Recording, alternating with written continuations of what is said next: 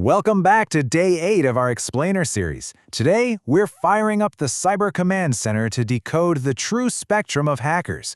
We're talking white hats, black hats, and the very murky gray hats. Here's our briefing menu for today. We'll start by defining what a hacker actually is. Then we'll dive right into the white hats, black hats, and gray hats. After that, we'll put them head-to-head to compare and wrap it all up with our Day 8 summary. Let's get into it. First up, what is a hacker? Let's lay down a foundational, completely neutral baseline before we get into the whole color-coded hat thing. At its most basic level, a hacker is simply a person with deep technical knowledge who explores methods for breaching, testing, modifying, or bypassing computer system defenses. It's really crucial to grasp that having this knowledge or even interacting with the network isn't inherently good or bad. It's a tool, right? It all depends on how they choose to use it. Depending entirely on their intentions and, of course, their permissions, a hacker might use their skills to discover vulnerabilities and patch a flaw to improve overall security. Or, on the flip side, they might exploit those exact same system weaknesses to bypass defenses. The technical capability is literally the same in both scenarios. It's the application that changes the game entirely. All right, moving on to the fully authorized end of the spectrum. Let's talk about white hat hackers, our ethical defenders. White hats are your ethical professionals. Their core motive, ethical security enhancement with full authorization. They are specifically hired by organizations to legally and deliberately hack into software or systems. The absolute key distinction here is that they operate with the system owner's explicit written consent. So what does their day-to-day actually look like? Well, they use their skills to lock down vulnerabilities before malicious actors can find them. This involves strict responsibilities like penetration testing, which is essentially simulating a real-world cyber attack, along with vulnerability assessments, deep security audits, and consulting.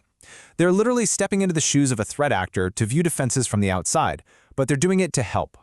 And they don't just guess. White hats utilize rigorous, overlapping techniques. We're talking automated vulnerability assessments to scan for known issues, continuous monitoring of data flows, and intense manual penetration testing to really push beyond basic automated responses. It's a comprehensive approach to validate an organization's actual, real-world defenses. Now, pivoting sharply to the opposite extreme, we encounter the black hat hackers, the malicious threat. These are the individuals violating computer security strictly for illegal purposes. Their core motive is personal gain, malice, and unauthorized exploitation. The stark contrast here is that they are operating completely without permission. These are the stereotypical cybercriminals you constantly hear about on the news. Their activities include data theft, malware distribution, financial fraud, unauthorized access, and deploying ransomware.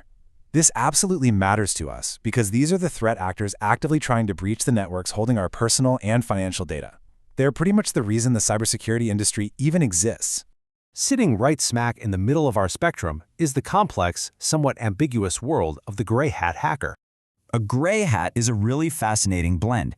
Their core motive involves unauthorized access, but usually with non-malicious intent.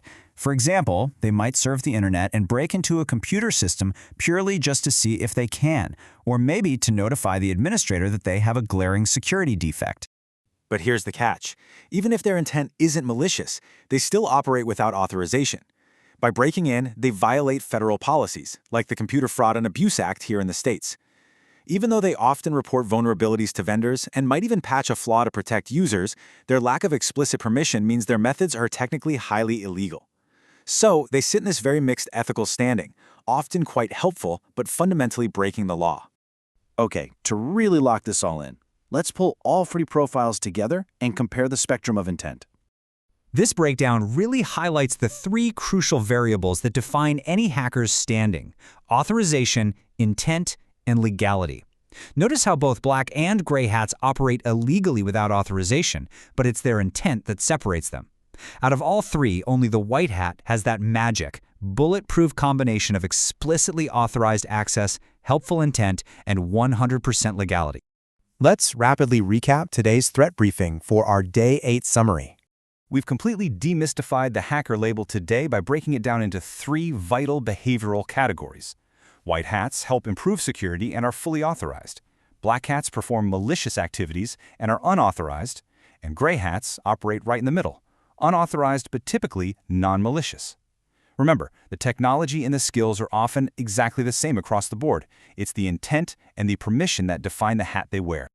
So, here's a thought to chew on as you log off today.